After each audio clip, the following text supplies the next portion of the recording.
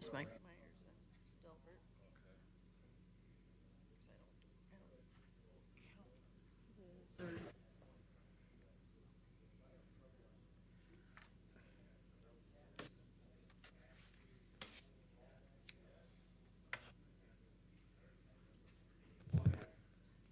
I just print it out here.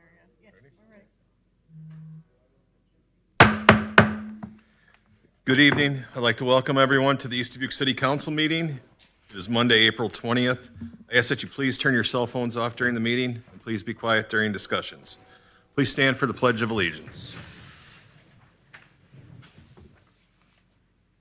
I pledge allegiance to the flag of the United States of America and to the republic for which it stands, one nation, under God, indivisible, with liberty and justice for all.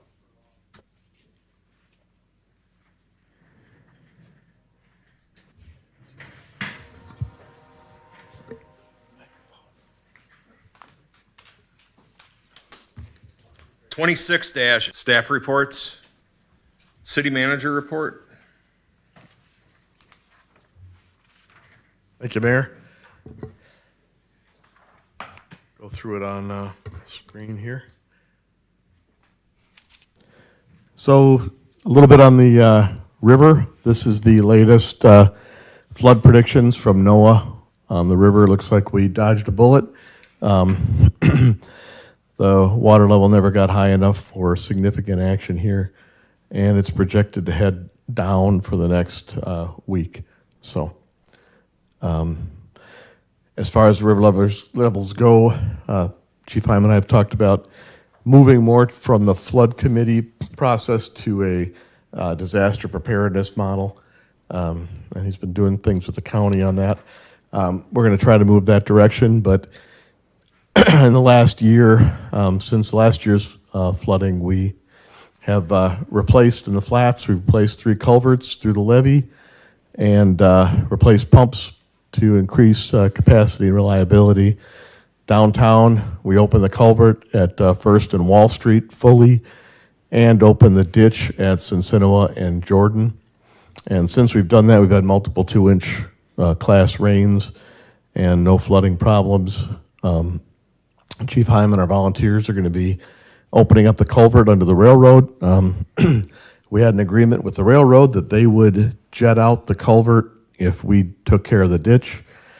We took care of our part. They have not taken care of their part. So I won't say what that's necessarily typical of the railroad, but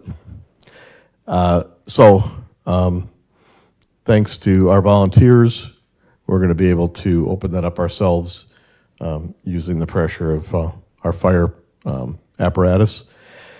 And so we really appreciate our volunteers. They don't just respond when there's an emergency, but they're there to prevent the emergency from happening in the first place, and I'm very proud of that. Emergency Services Building, as everybody's seen, the windows are going in. Getting a lot of response once people start to see what the outside's shaping up like, but inside the drywalling has started, the stairs are going in, and the building remains on track.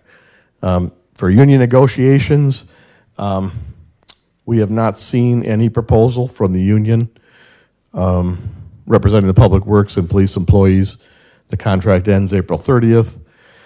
So when we get to the budget, I'm unable to include pay raises for union employees in the budget because we don't have any agreement for that. But we are including merit pay for the merit employees. So in the budget session today, we'll be talking about the early debt retirement. So I'll save that for that portion. But these are some pictures from the inside of the emergency services building to give you an idea what things look like. These are the new windows in the big conference room downstairs. A lot of light, beautiful things. This is the dormitory room for the fire department on the second floor, where the EMS employees are able to keep people overnight. This is the bullpen area for the police department on the second floor. this, kind of really excited about it. Doesn't look like it now, but this is going to be the small conference room upstairs for the fire and police departments. It is going to be an awesome room, and the fire department is designing the table for it using historical table from the station and historical wood from the construction project. So that'll be great, and we'll get into the budget at the proper time. Thank you.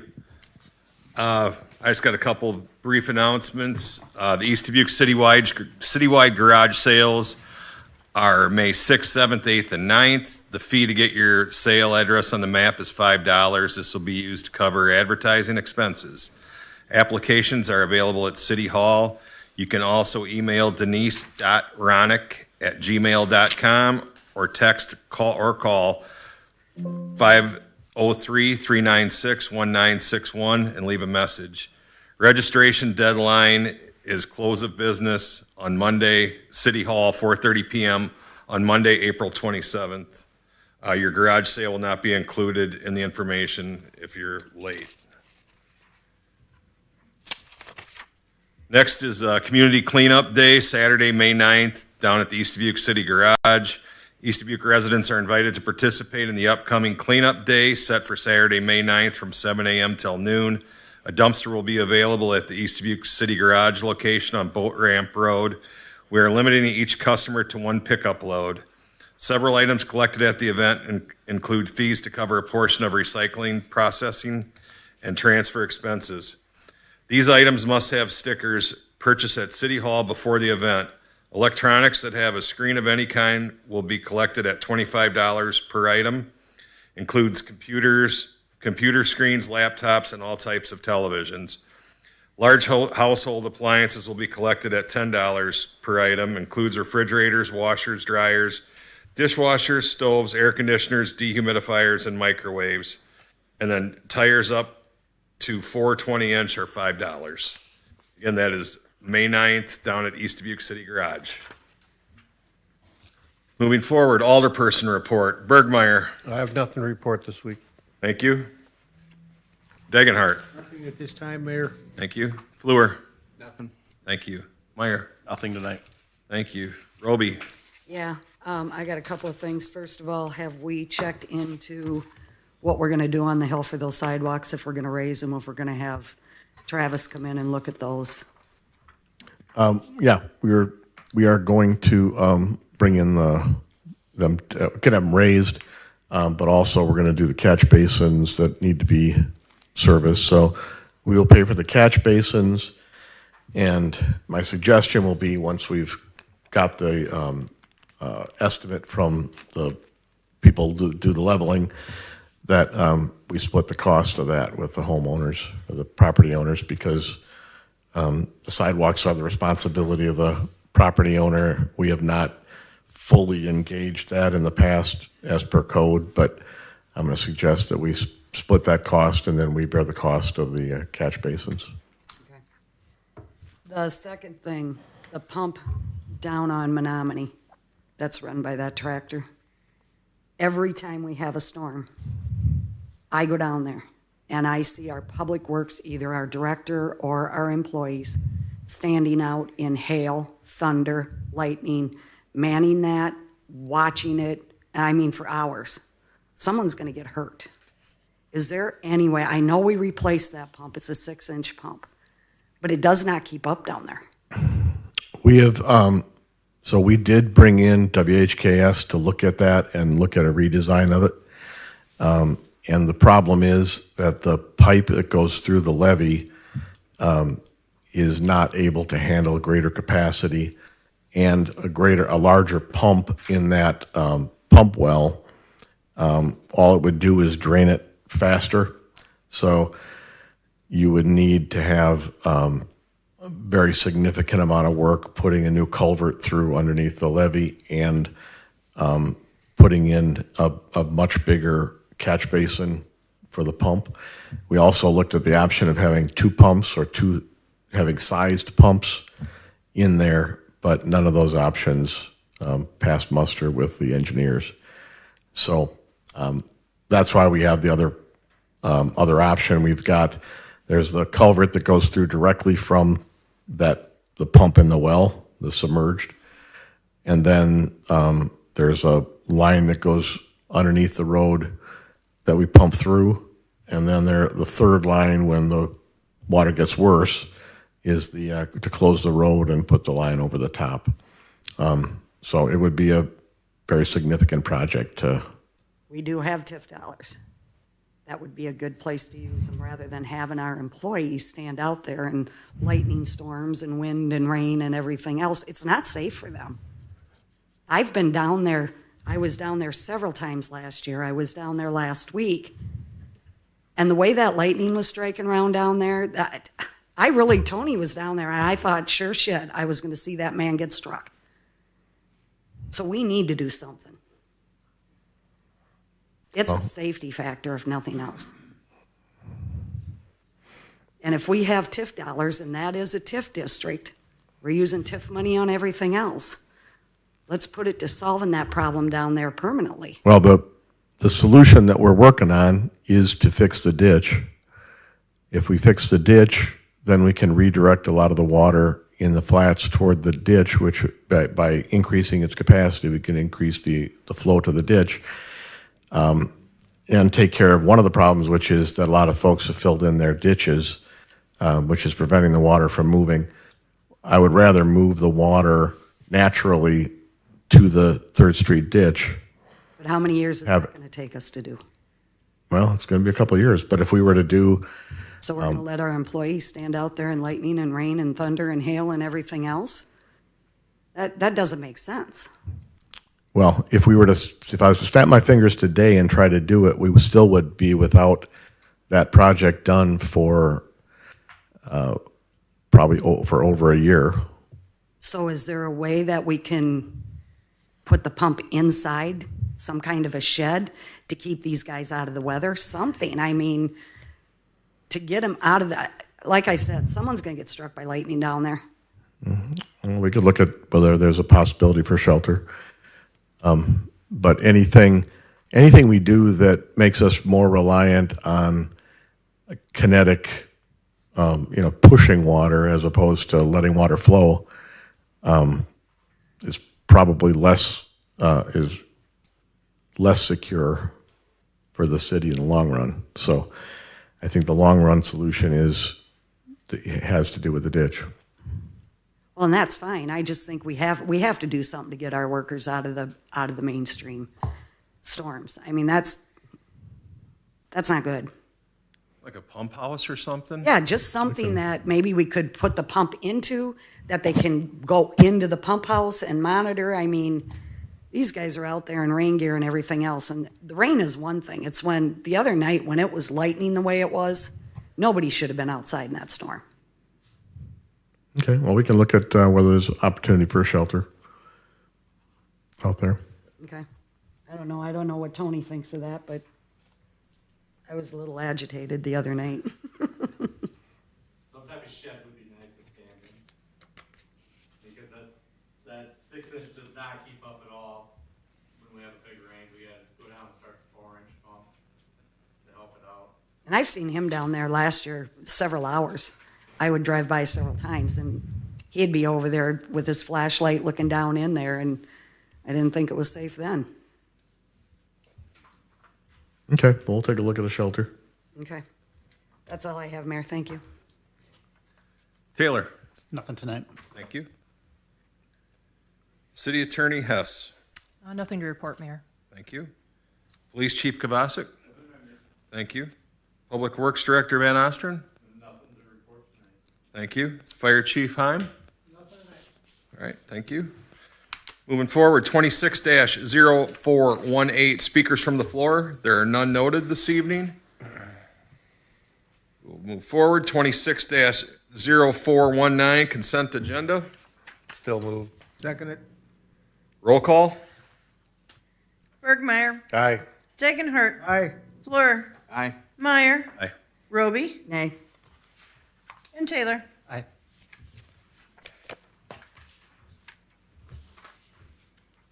New business, 26-0420, discussion and possible action to approve special event permit application from the East Dubuque Lions Club for Thursday night's East Dubuque Car Show from April 30th, 2026 through October 1st, 2026, starting at 4 p.m. until 10 p.m.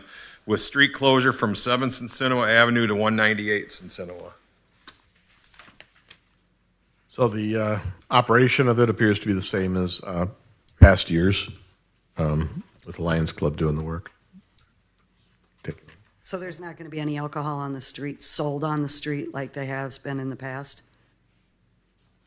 Well, it'd be it's the same. I mean, it's the same setup as every other year is what the application was. You sold in Colby's lot, right? Last year, Mike, you weren't selling alcohol on the street, right? Oh, no, we sold on the street. We had the same setup as. Because here it says no state liquor license, no alcohol. Purchased by local liquor license holder. Right. I don't know if I'm free to speak or if I'm not. I'm asking. Okay. The agreement has always been that we pay for the band and then we have a stand outside, but that's governed by the liquor license on the other side. Our dram shop covers that. It's an extension of our policy that that's what we have. Okay. That's the reason we have the outdoor consumption area permit from the city. Right. It's for that reason. But that's what I meant. Last year, you sold it actually in your consumption area. You didn't sell it on the street, did you? No, we sold it on the street last year. 2 years ago, we sold it on the Colby's property. Oh, okay. Or it would have been other side property then, but, you know. So we had the fireworks tent 2 years ago, and then last year the Colby's building was there. So Colby sold alcohol on their own property. We Oh, sold okay. alcohol in the street. Okay. The other side pays for the band. That's the only reason that's how that works out. So, and we have a copy of the insurance? It's covered by the.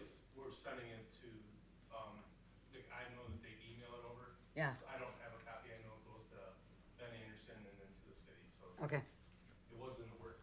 Okay. Need a motion to approve, All right, we have a motion. Roll call. Dagenhart. Aye. Fleur. Aye. Meyer. Aye. Roby. Aye. Taylor. Aye. Bergmeyer. Aye.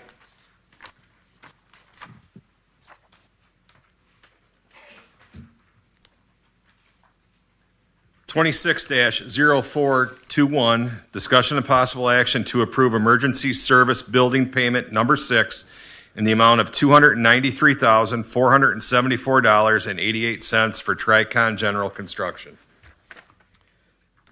So standard process for approval. All the expenditures are either approved as part of the initial plan or as changes approved by the council. So I recommend approval. Any questions or discussion? The windows look great. Really made a difference. Yeah, the whole building looks phenomenal. I'll make a motion. I'll second it. Roll call. Fleur. Aye. Meyer. Aye. Roby. Aye. Taylor. Aye. Bergmeyer. Aye. Dagenhart. Aye.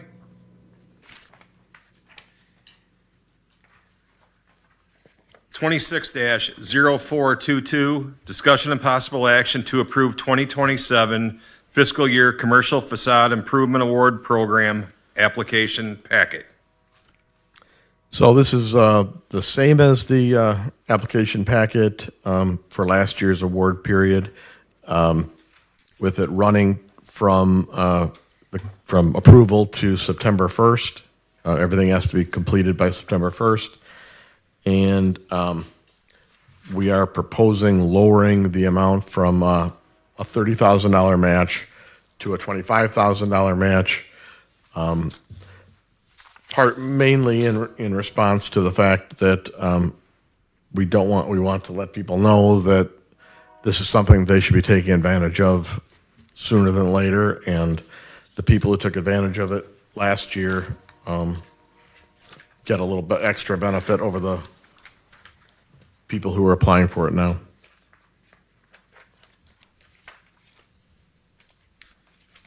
I think the other part that we changed is they had to have, for reimbursement, they had to have it in by the end of our fiscal year. Yeah, by April 15th, they have to have the work done and Yeah. apply, and the money back, the request back in by April 15th of 27. Yeah, so there's a cutoff date, but now there's also a date that they have to turn in for reimbursement, because like what we got going on this year is you got a couple projects that we've already approved, but the funds aren't going to go out until this next fiscal year on the new, on the new budget. So we wanted to try to keep everything within the same fiscal year. So that's why there was that changed in the packet. But I mean, I think you look around downtown and you look and you can see what kind of things have gotten done with this facade program, and I think it's a great thing for our city, and I recommend that we approve it. So I have a question. So they have to have the application in by September 1st, 2026, this year. Correct. And then they have to have the work completed by April 15th, 2027. So if somebody's going to site a building, the weather gets bad, how are they going to have that completed by April 15th? They're going to have to make sure they get the thing done fast enough. These are facade programs, so they don't involve the structural work that some other projects do. So there really isn't a reason they shouldn't be able to get it done, I think. But, it's understood at the beginning, if you apply for the money, that you have to get the project done in time. Yeah, it just keeps the finances cleaner, because you look at some of the projects that we got, that are dragging over for this year. I think when I was talking with Bob, you're looking at close to $90,000 in facade programs that we approved that aren't going to get paid out until the next fiscal year. So we wanted to try to keep things, within the same year. Yeah. So, I mean, it's April now, so people have a year to apply for the program, have it approved, and get the project completed and the billing in. Well, I just wonder, do we want to, oh, that won't work either. Okay. I mean, we could change something. We could change the cutoff date if like. Well, I'm just wondering how, how people are going to get stuff done through the winter if they're replacing windows or doors or stuff like that, and have it done by April.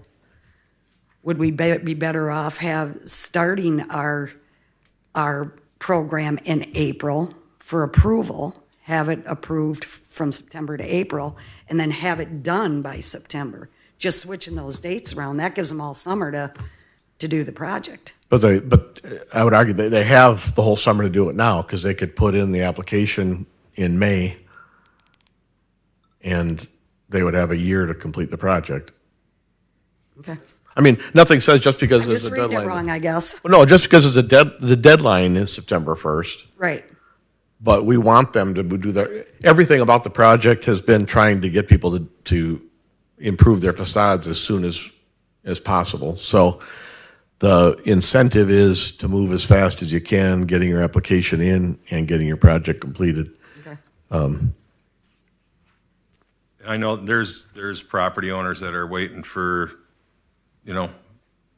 approval that I think people see what's been done and they want to be a part of it. So it's a good thing. Any other questions or discussion? If not, can we get a motion to approve? Second. Roll call? Meyer, Aye. Roby, Aye. Taylor, Aye. Bergmeyer, Aye. Dagenhart, Fleur. Aye.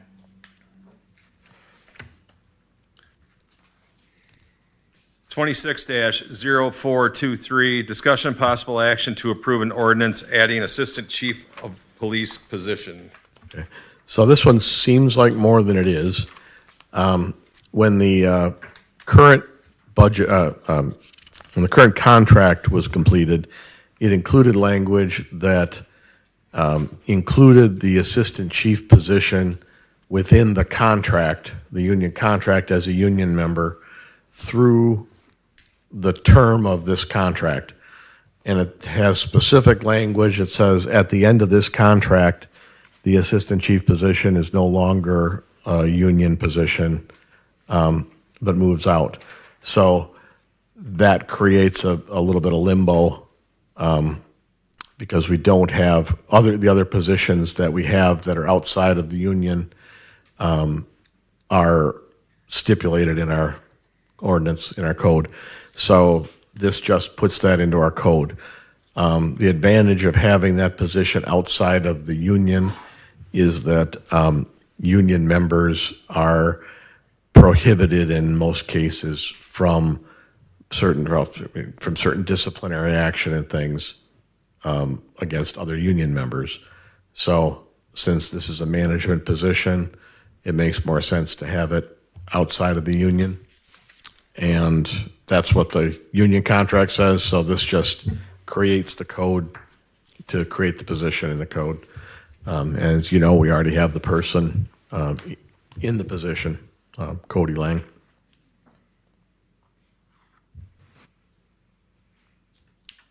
Any questions or discussion? Motion to approve. Got a motion and a second. Roll call. Roby, Aye. Taylor, Aye. Bergmeyer, Aye. Dagenhart, Aye. Fleur, Aye. Meyer. Aye. 26-0424, discussion and possible action to approve final amended fiscal year 2026 budget.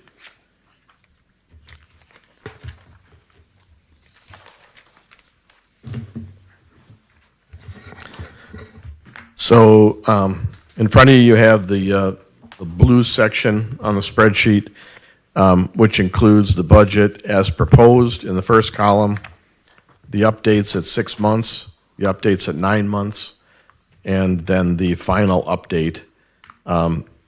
The second to last blue column is includes all the changes from the 9 month numbers to the final numbers.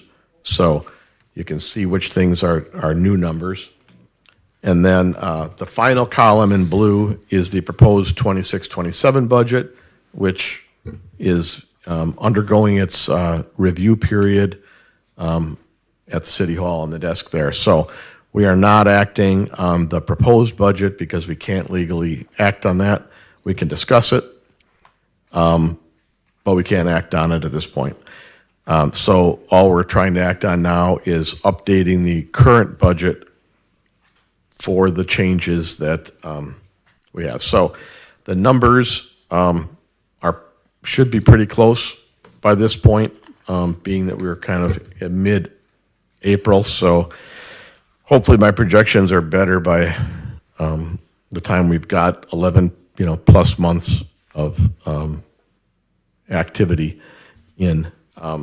So I will go down and please ask for any questions on things that are changed, and we can discuss anything that anybody wants to discuss as we go through. On the revenue side and the administration budget, you see the final numbers for sales tax. We projected an increase from the previous year, projected going from 792 to 819.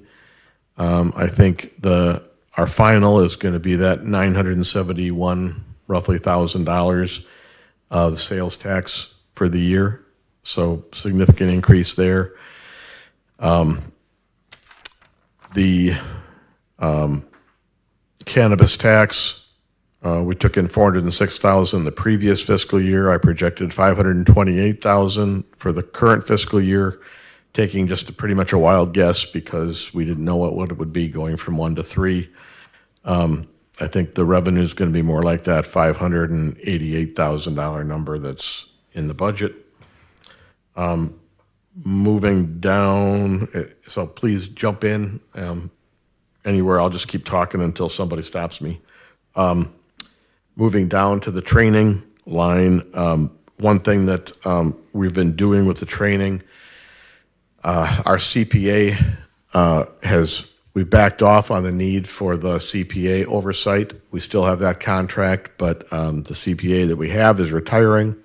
We have the opportunity to go to a different CPA in that firm, but they've had to be much less hands-on, and one of the reasons for that is that we have sent our treasurer to school, and so on her own time, Pam has been taking classes in bookkeeping so that we actually have somebody trained in this stuff on our staff. So we are paying the tuition as long as she's doing well in the classes, and she's doing very well in the classes. And at least last I saw. No, but she, if you see lights on at City Hall late at night, it's generally Pam doing her homework. So that's the change in that line. And I think that's going to pay for itself very quickly in reduced need for that financial oversight. Currently, between Pam and Des, they're doing everything themselves, and they haven't needed any kind of correction in many months. Moving down, police chief adjustment there is, as discussed in the contract, that was the requirement under the federal Labor Act. The school resource officer number is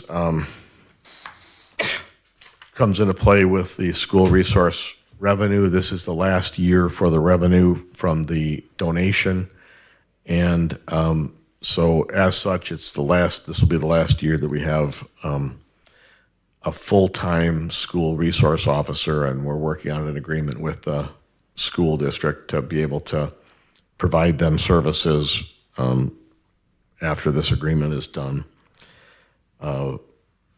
The overtime is up, but we've implemented things to get that back down.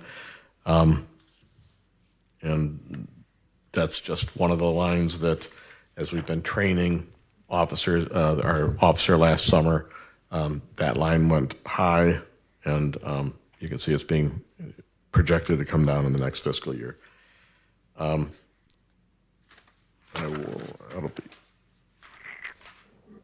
The vehicle acquisition line on the next page in the police again is that's the number for the share, the administrative cost share of the squad that we purchased. That was approved by the council, and so you can see there's a number in there for that this year, but then in the next year there's no money for that. The number at the that'll be for next time. Hey, Bob. Yeah. So we're not going to try and budget any money to set aside for vehicle acquisitions? That's what I was just talking to myself about. Sorry. Because we had kind of said when we first started this process, we wanted to put so much money aside a year, so we were never caught with our pants down, so to speak, and not have anything to put forward to a vehicle. And we can, so if you go down through the third line down from there, is the operating transfer line. So what we did was we set up an account. If you want, we can just skip to that because it's a good time for it. So this is the holding fund we're setting up, and it's the vehicle acquisition fund. And so what we're doing, proposing doing in the next budget is putting funds in. We will keep a spreadsheet on what budgets the funding came out of, and this is where we'll accrue dollars for replacement of vehicles from cash instead of borrowing. So the vehicle fund line there is the money that we're setting aside in the next fiscal year for vehicles. So it doesn't include anything for fire because we've invested a great deal in the last 2 years in fire. And the reason for the higher number in the $40,000 number in police is the anticipation that hopefully we get to a point soon of being able to reinstate the K-9 program. So we're kind of, it'll either go to that or it'll be carried over for the future. And then the next column is something we discussed, the initial operations for the emergency services building. That's hopefully a very large, overstatement of it, but we don't know what it's going to cost to heat, cool, electrify, cleaning, different things for that, outfitting of that building. So we just set aside some money there for that. And then the advance payment line is the last column there. And there,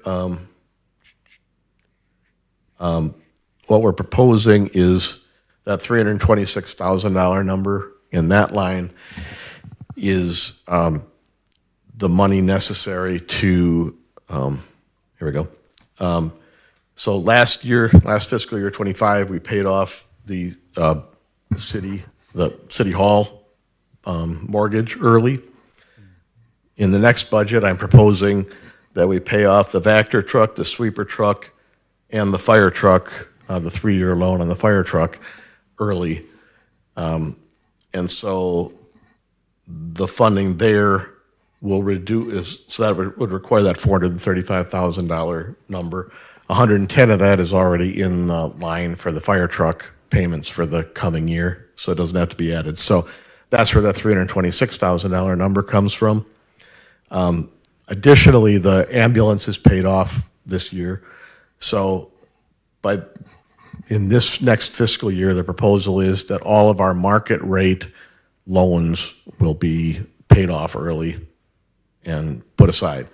So that frees up $267,000 a year that is currently going to payments for these market rate loans. And that will fund the bond repayment for the emergency services building, which this year is $90,000. The next year, it would be $140,000 in 2028. It does tend to go up through the time frame. So the other thing we would do with this fund is set aside money above the required bond payment to offset the growth of the bond payment fund. And so all this is, as we always say, don't get hooked on drugs, preventing us from putting all of our the money from the cannabis businesses and things into operations. So we use it to improve our situation financially, so that regardless of what happens in the future with those businesses, the city is protected by improving our financial situation. So a little bit of a detour, but you're right on. That's exactly what we're trying to do. And we have been buying CDs and making a fair amount of interest on it, but the interest rate that we get in the CDs is lower than the interest we're paying on the loans. So it just made sense to take that money and put it into paying off loans early, and then that frees us up to be able to do the rest. So I know you said we're not putting anything away for the fire trucks because we just bought 2 relatively newer fire trucks. So are we going to look next year to start putting money away for, because we can't just not do it, period. Right. So this is a down payment on that. This is a down payment on that new policy. Okay. I had initially $200,000 going into the vehicle replacement side of it. And then we just looked and we said, well, it doesn't make any sense to be paying 6% interest on a loan and then saving money and getting 3% on the CD. So I just shifted it over so the lion's share of that money went to paying off, because that frees up all that money that's going to annual payments, and then that money can be accrued for vehicle replacement and buying down our bonds early. I just wanted to make sure we just weren't shoving it out the door and not paying attention. Nope. Okay. So yeah, I'm excited about this. That's why I love detouring into this. So, some people don't get excited about this stuff, I guess. I don't know why not. So that's the police side. Move on to the fire side. There, we've got, if you go down lower, we show the $395,000 for the vehicle equipment acquisition, and that's the second fire truck. If you look at the beginning, the budgeted amount, the $327, that was the amount to actually purchase the empty vehicle.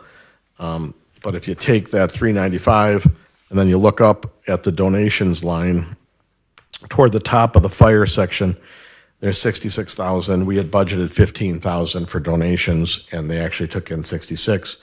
The donations offset the cost of outfitting the fire truck. Does that make sense? So those kind of balance each other off. The interfund operating transfer is the last line there, and that's the transfer. So that whenever you see that line, most of that is transferring money to pay off loans, or transferring money to the vehicle fund for the future. So you'll see that number actually would go up in the next year, above where we are this year. Moving to EMS, the main difference here, if you go down to the vehicle service, maintenance service vehicle, which is $5,130. A normal year is about $2,000, but in this year we budgeted initially $37,000, which was the best guess at what was needed to take off the rust, fix the body, repaint, and wrap the ambulance. And when you get to that line for changes for this year, that number is actually the $29,000 number. And then in the coming year, it would go back down to normal. So for the ambulance, I was joking with the chief that this gives us another 15, 20 years on the ambulance. It won't give us that, but it does. It was a wise investment, I think, to keep the ambulance going while we get other things taken care of. Training in this one for next year goes up, but other than that, the EMS budget is pretty run-of-the-mill. Moving to the Public Works. There again, we have a pretty significant revenue increase from the projections that I've read statewide are that the revenue from video gaming is dropping. So I had projected a reduction in revenue from 245 to 243 because that was kind of the trend we were seeing. But actually, we made we should be making $253,000 in that account. Moving down, so this one we captured in the 9 month. We captured the new truck for Public Works at $64,000, but nothing else stands out there. You get to the totals for the year, and the general fund total, we come out 142.5 to the good, so in the black. Beginning of the year, we projected 149.3, so we ended up very close to what we projected. But what's not shown in that is that we also bought a squad for the police department and a truck for Public Works and outfitted it with plows and a salt spreader and all that. And we still managed to come out very similar to what we had projected at the beginning of the year. So that's thanks to the revenue that we generated. Moving down to the audit, you'll see going into this year, unremarkable. The revenue that we get from the property tax is about equal to the cost of the audit that was done for this year. Next year, though, because the audits have been so slow in coming, that this coming fiscal year, we will probably have to pay for 2 audits. The audit for the fiscal 20 25 and fiscal 26, and which hopefully we get those done. We get back on track on the audits, but we're behind by one audit, which is why next year we'll have a little higher number. We've talked about everything on the IMRF and insurance side, I think, in the past, and those are not very big differences from what we discussed. And we don't have any control over those issues. Going into the next fiscal year, we are transferring money into some of those accounts from the general fund to eliminate our deficits in individual funds. So we're currently operating, that's myself up here. So this is, we're currently operating about $30,000 in the black on the general fund, whereas in 2023 we were $1 million in deficit. So we are on a trend to continue to build that buffer, even though we're paying off our loans and things faster than early. So you'll notice in playgrounds, this is something that's nothing new, but in playgrounds, for instance, we lowered the amount we were taking in from 19,000 to about 5,000 because we've got a huge, I think we still, even after we redid those playgrounds, we've got about $56,000 in that account. In the next year, we won't be asking for property tax money for that, and we'll be making some expenditures to buy down the surplus further. We want to redo the basketball courts and things like that. Bob, under Fund 14, kind of back up a little bit. There's two lines for property tax, and they're very similar. What are the two differences? Right.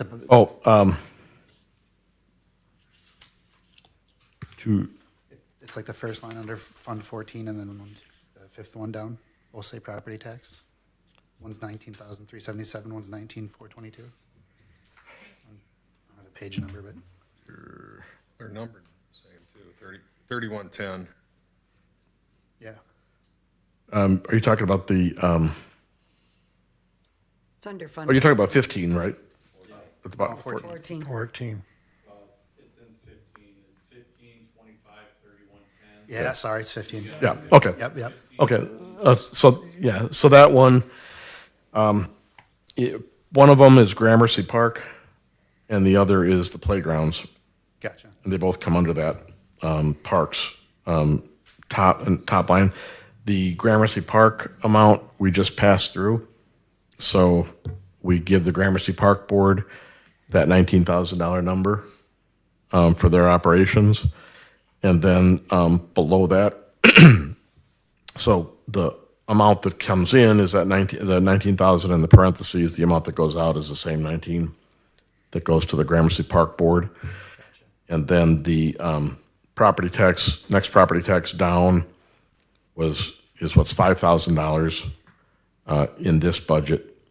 But there's no expenditures offsetting it because we projected some, but we don't end up having costs that came in there. Really, over time, the playgrounds should have been paying their way for having the lawn mowed and basic maintenance and garbage pickup and all those kind of things. So one thing I think we're going to do in the next budget is probably purchase, we need to replace a mower, probably replace a mower from the playground fund, understanding that the playgrounds have been operating for free for a very long time. So do we need to set a fund up that the playgrounds pay, like Public Works? Well, we could do that.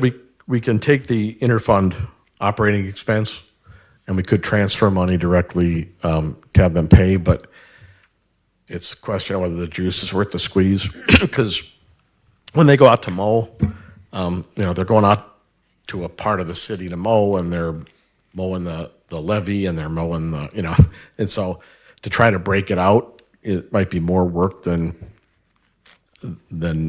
necessary. So that's why what we're projecting is just occasionally, they'll buy a piece of equipment or whatever for the city, and So when our audit fair comes, there. how do we show that we did that, I'm just wondering, because I have no idea. so if you look in that budget, we budgeted for maintenance supplies, grounds, for $20,000. That is projected to redo the basketball courts. Okay. And then the other $20,000 for operating supplies, that would be the funding that would go for replacing a mower. Okay.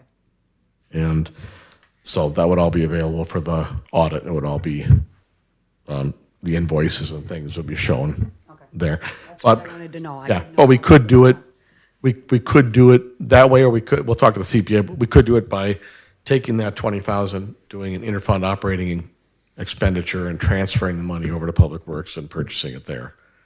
So there's two ways to do it, but both of them are clean. Okay.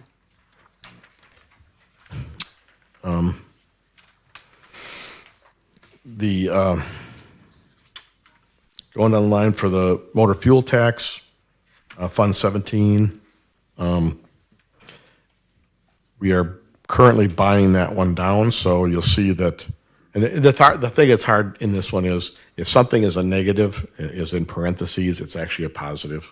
It's because the revenue that comes in is in parentheses, and so if it's not in parentheses, you've spent more than you took in. If it's in parentheses, you took in more than you spent.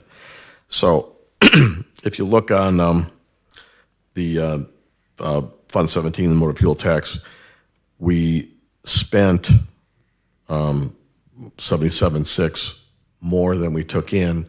The reason for that is, even after all of that, spending it down, we are still 89,000, have a balance of $89,000 in that account. The state told us that if we don't start spending the balance that we have in that account, that we're going to have to give it back. So that's why for this year we took money for roads. Usually that fund goes for salt and electricity for the streetlights. And this year we all the way through the budget we put money into streets. And next year we're proposing spending 88,000 more than we take in, because the balance is about 89,000. So next year we would eliminate that surplus. And by doing that and shifting some of the spending for roads over to the motor fuel tax to bring that balance down, it helps us on the half-cent sales tax, which has a deficit, to fill the deficit. So we're going to, in the next fiscal year, we'll make a lot of progress, I think, on balancing out the accounts that are in deficit and bringing down the accounts that are in surplus. Obviously, if there's going to be a surplus, we'd rather have it in our general fund than in an individual fund that can only be used for certain things. Turn to the page, top of the page, Fund 25. That's the vehicle, the net of the vehicle fund. So that's a fund that doesn't do much otherwise, and so we're essentially taking that over for its purpose, which is to have money for vehicles, but also we're doing these other things, kind of holding the money in that account. The movement out of the half-cent sales tax, what I just was discussing, there for the next fiscal year, we anticipate having a balance of 70,000. The deficit in that account is about 70,000 right now, so we would wipe out the deficit in that account in the next fiscal year. But we're we're kind of treading water in the current fiscal year.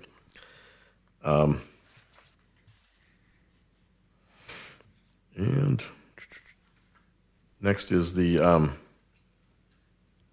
interest is the capital projects. And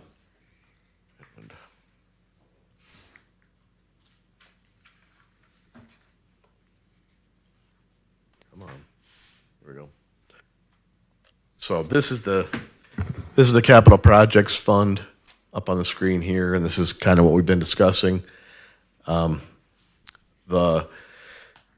drew a line through the things that we intend to pay off early in the next fiscal year.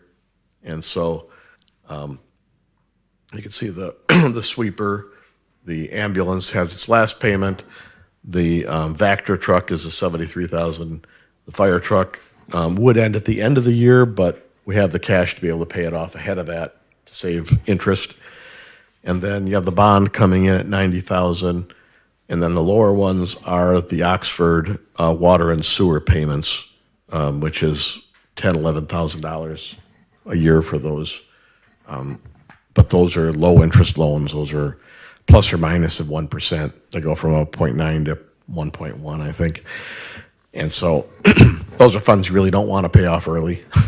But this year, the hope is that we would also have Hiawatha, Montgomery, and Family Beer lift stations in there. So we do have to be cognizant of the long-term loans that we're getting to do some of these projects. But I think as long as we're doing projects with it that are saving us these water main breaks and all those problems, that, you know, we need to use that somewhat to catch up.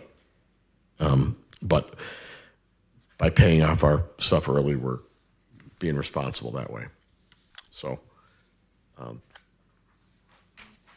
think that's great work, paying that stuff off early. I mean, that's, yeah, so you can see at the bottom of this one, right now, in the next year, we would be scheduled to pay $664,000 in debt repayment. With this payoff, we would take that down to $416,000. So that's real progress.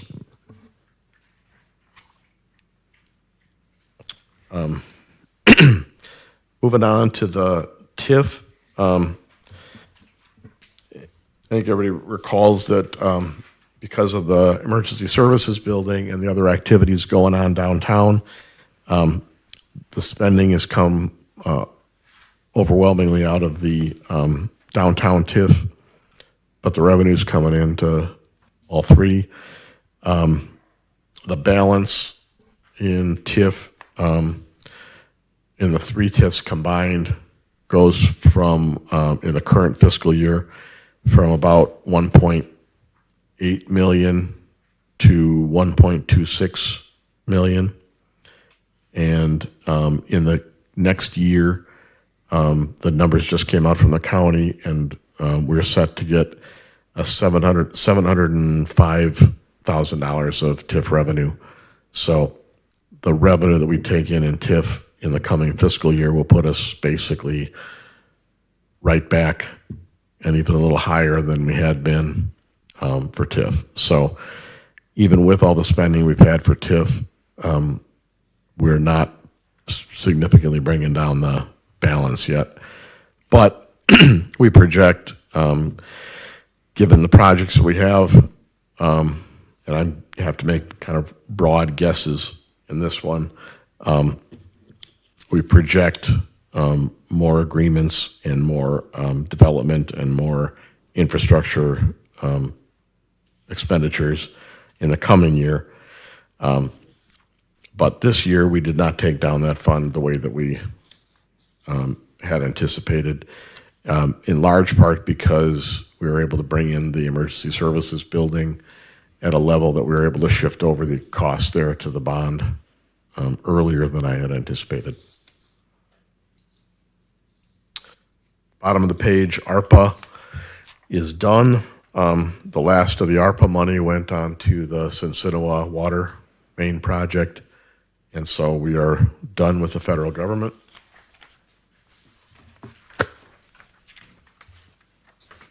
nobody's done with the federal government, right? Moving down, you've seen the debt one, we went through. The water fund, we've got, basically, we're in the black on water. We did do the Oxford Water Project, and so for the current year, we've got a positive balance coming out of the year for water, and we're looking. So I think our commitment when we raised water and sewer rates a couple years ago was that we would go 3 years without raising rates again. The coming year will be the third year, and we are making good on our promise not to raise rates. So we'll have 3 years at least. So I'm not proposing any rate increase for water, sewer, or garbage in the coming budget. Despite the fact that we're not doing an increase, we've gone from a deficit overall in our enterprise fund to a surplus. A surplus isn't really a surplus in enterprise because we should be maintaining a much higher balance to be able to maintain the infrastructure that we have in place. So we're not out of the woods yet, but we are headed in the right direction with the balances in water, sewer, and garbage. On the sewer side, we had a significant deficit coming into the year. And we're turning it around this year. As I know we've discussed before, these numbers project that we would get the money we're waiting for from the state, which is $795,000 in grant money for the Indian Hills project for expenditures that have already been made.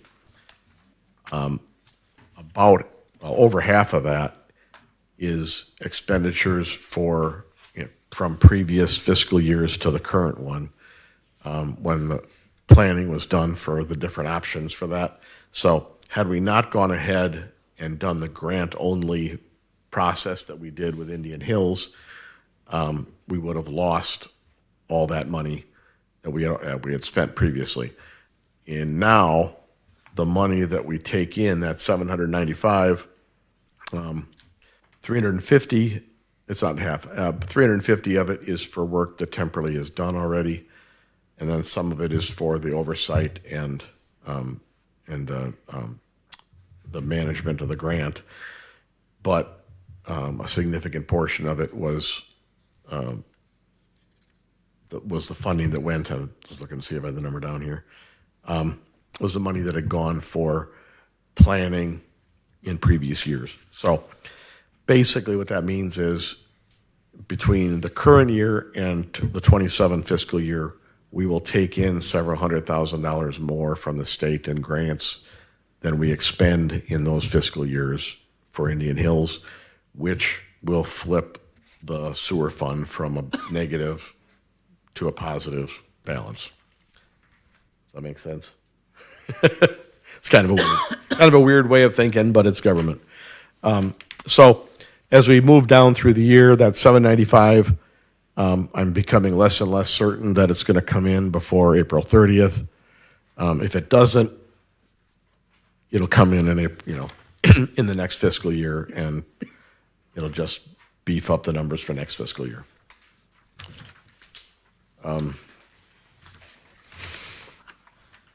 I'll give the warning on garbage. Garbage, we're kind of on a break-even point right now. So when their rates go up in the contract, we're probably going to end up we will be spending in the next fiscal year. This year we spent about $6,000 more than we took in, which is okay because we have a balance. Next year, projecting $7,500 more than we take in, as I say, which is okay because we have a balance, and that's kind of a pass-through account. But Just, we should be aware that we are spending more than we're taking in garbage fees currently. So when you look at the bottom line of the overall budget, literally the last line, we are not nearly as good as this year shows, nor are we as bad as next year shows. And the reason is we took in $4 million in bonds in the current fiscal year.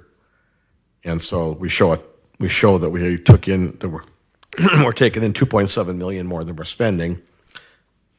The reason for that is that we took in $4 million in bonds, but we spent like $1.25 million or something on the building. And so we are positive, but we're not that positive. And in the next year, we'll spend $2.5 million on the emergency services building, but all the revenue was taken in as a bond in the current fiscal year, that $4 million. And so that doesn't show as revenue in the next fiscal year. So that shows us in the hole, even though we'll be spending $2.5 million of bond funds that we have in hand. So if that makes sense. But so that comes out about $400,000 to the good, despite the fact that we're making all these other expenditures to buy down debt and do those other things, and the money that we spend in TIF above what we take in, $645,000 in this year, all that money that we take in that's above what we take in the year goes against us in that particular line. I don't know if I'm explaining that well enough, but basically, we are positive this year, but not this positive. We're positive next year, and we're not that. If you take even just that $2.5 million that we'll be spending on the emergency services building, it gives you a balance of about $400,000 just from that one item. And then there are a bunch of other items that come into play. So, but the proof's in the pudding that we have the ability to buy down our debt because our balance is strong enough in the coming year. Hope I didn't confuse everything in the last minute here. I mean, it's great work. I mean, department heads, great job. Yes. Everybody. I mean, this is solid. I will say the thing I'm most proud of is that all of the department heads have done or participated in their budget, and they are really understanding the whole budget process now, and that gives another set of eyes to everything, and the expertise that they have in their areas is way beyond my expertise in their areas. So I think we come up with a much better process with a whole management team working on it, as opposed to one person sitting in their office and coming up with a budget. Any questions or further discussion? If not, we need a motion to approve the discussion and action to approve the final amended fiscal year 2026 budget. Second motion, second. Roll call. Taylor? Aye. Bergmeyer? Aye. Dagenhart? Aye. Fleur? Aye. Meyer? Aye. Ruby? Aye. 26-0425, discussion of fiscal year 2027 city budget. So I think we pretty well went through it. I didn't go through much at the beginning. I will say the one thing I didn't go through was the revenue side. I basically was very conservative in the revenue for the coming year because I have no good way of estimating what's going to happen. You know, like for instance with cannabis, we had an idea that if you open up 2 new shops, you're probably going to have more revenue. And so we estimated. Now that they're functioning, does that revenue go up next year? Does sales tax go up next year after we had such a big bump this year? I don't know. So basically, on the tax lines, I carried them forward from this year to next. I didn't project increases.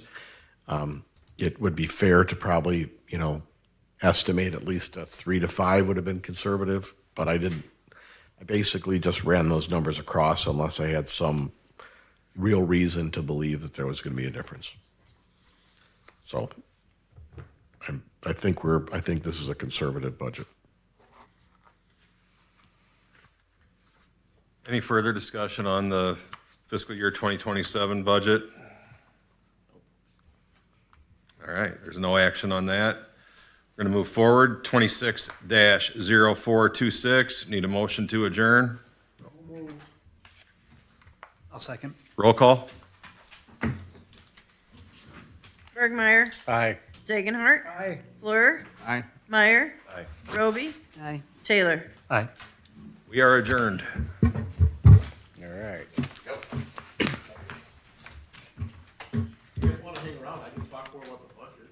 Your 3 minutes is up.